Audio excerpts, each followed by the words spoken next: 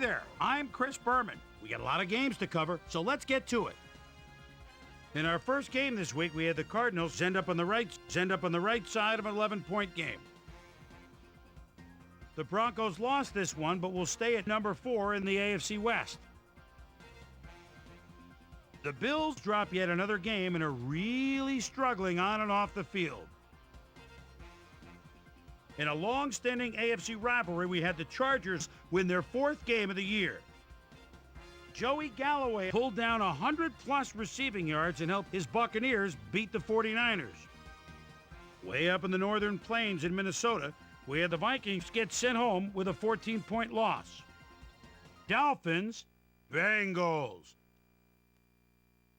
Sullivan surveys the defense at the 25. Extra receiver is split out. That's the tight end. Even though he's got double coverage, heads to the corner, touchdown. What a throw. The Bengals win this one by the final score of 14-13. Over at the RCA Dome, we had the Colts edge their way to a narrow 3-point win. The Lions got 300-plus yards from their offense in their victory at Chicago. The Ravens won on the road and will head into their bye week on a high note. We had a big injury in this one, and Trey has the lowdown for us. Trey? All right, Chris, thanks. Luckily, we had a relatively injury-free week, which makes my job just that much easier.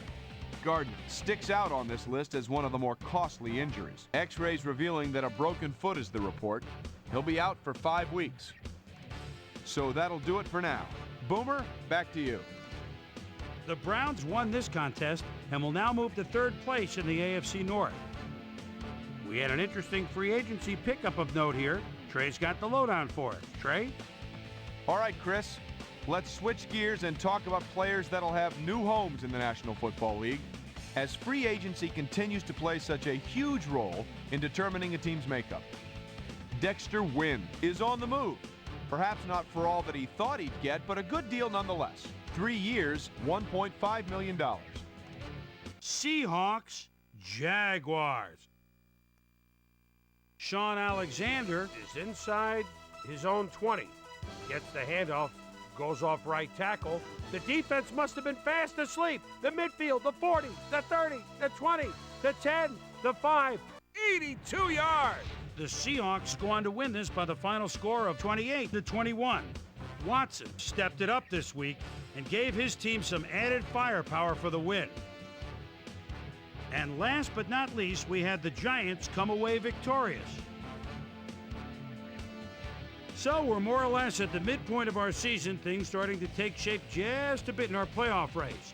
Here's the men that got my prime-time players game balls. If they get their way, we will see them come postseason. Right.